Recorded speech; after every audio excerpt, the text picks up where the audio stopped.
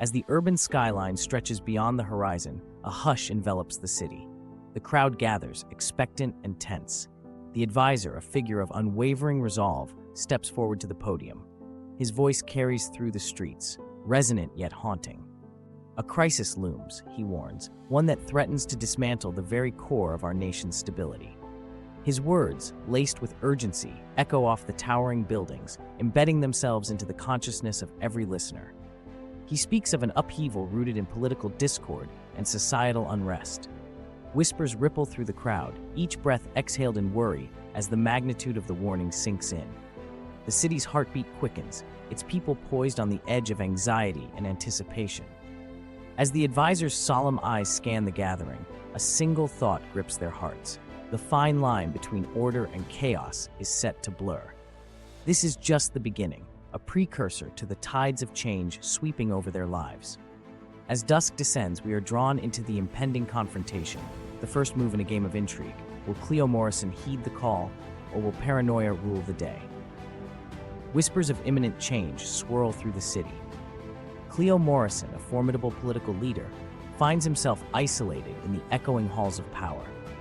Rumors ignite suspicions about a radical move he might be plotting.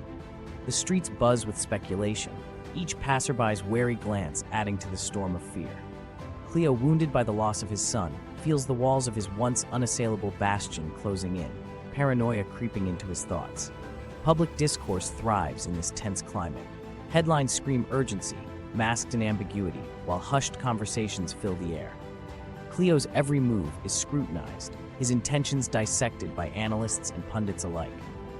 Amid this growing paranoia, Cleo sits alone, absorbing the weight of rumors and tentative alliances. His mind races, questioning not only his decisions, but the alliances that have sustained his reign thus far. As tension mounts, the coming confrontation with a trusted advisor will reveal whether his fears are justified or if redemption is still within his grasp.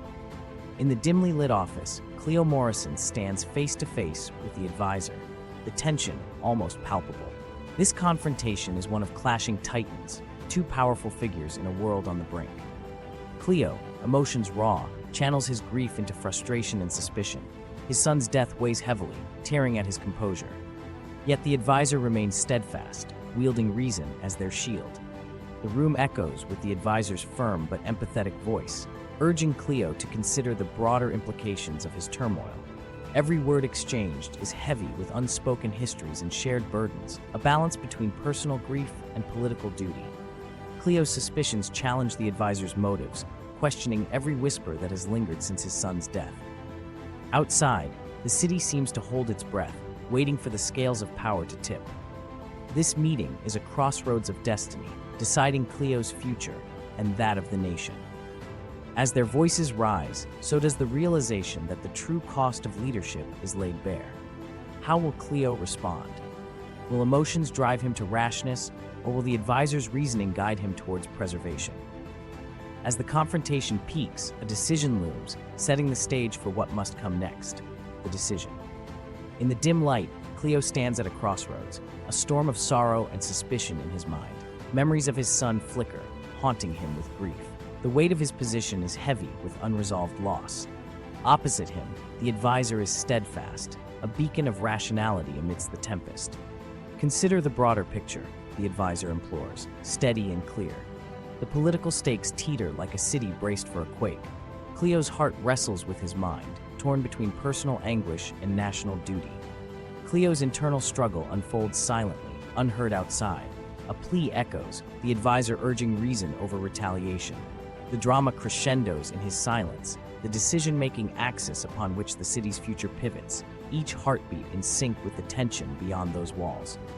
In this silence, at the crossroads, Cleo must look inward, his decision a whisper against the city's murmur.